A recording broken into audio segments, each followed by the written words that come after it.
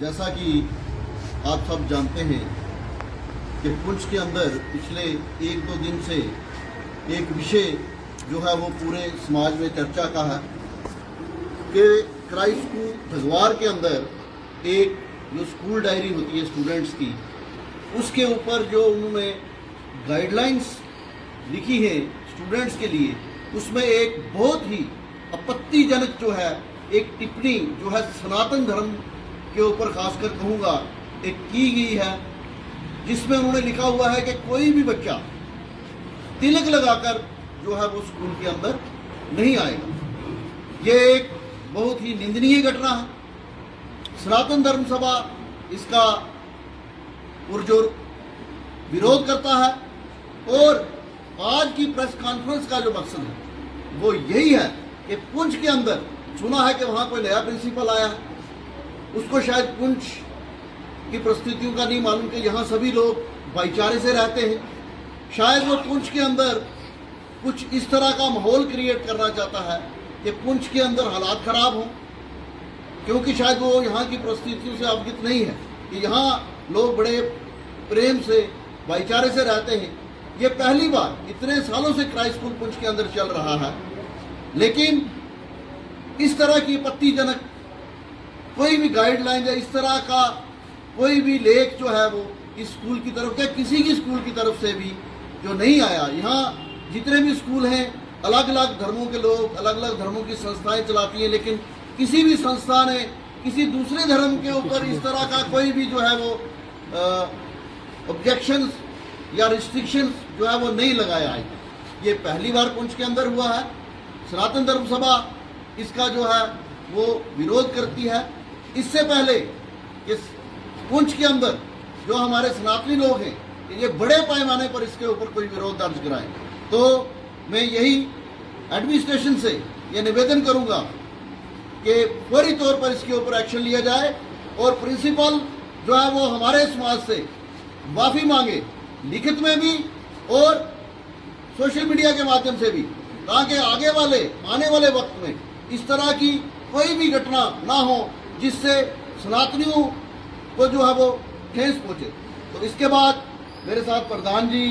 विश्व हिंदू परिषद के लोग बैठे हुए हैं, वो भी अपना अपने विचार अपना अपना पक्ष रखेंगे। तो मैं आप विष्णु गुप्ता जी से कहूँगा कि वो भी अपना पक्ष रखें। जय श्री राम।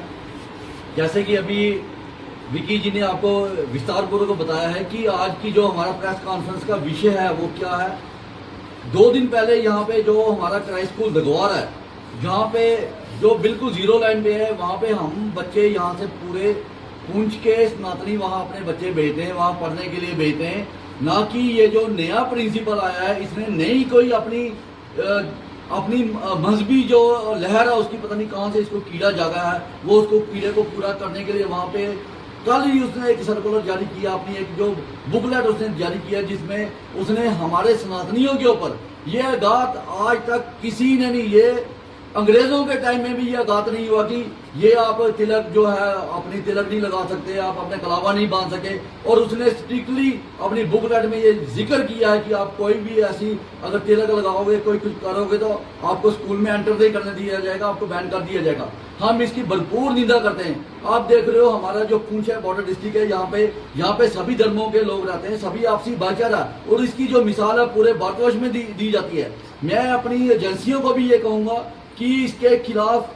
देखा जाए कि ये इसके पीछे कौन सी शक्तियां, बैरूनी शक्तियां काम कर रही हैं, ये क्या चाहता है यहाँ पे आके ये जो हमारा पुंछ का जो माहौल है इसको डिस्टर्ब करना चाहता है। और थोड़ी देर पहले हमारी सीईओ पुंछ से भी बात हुई है, सीईओ पुंछ ने भी ये हमें आश्वासन दिया है कि इस प्रिंसिपल के खिलाफ सख्त से सख्त कार्रवाई जहां तक हो सके होगी वो की जाएगी, माफीनामा भी लिया जाएगा, एफआईआर लगाने की जरूरत पड़ी तो वो भी लिया जाएगा। और आदरणीय डीन साहब से भी बात हुई, उन्होंने भी आश्वासन दिया कि ऐसे प्रिंसिपल को यहाँ पे रखा नहीं जाएगा, उसके खिलाफ सख्त से सख्त कार्रवाई होगी। अभी मैं तमाम सनातनियों से अपील करता हूँ कि जो ऐसे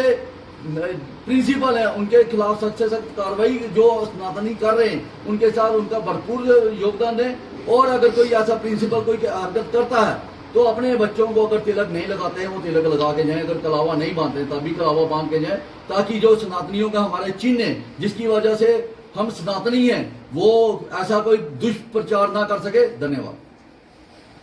बोलो सत्य सनातन धर्म की जय।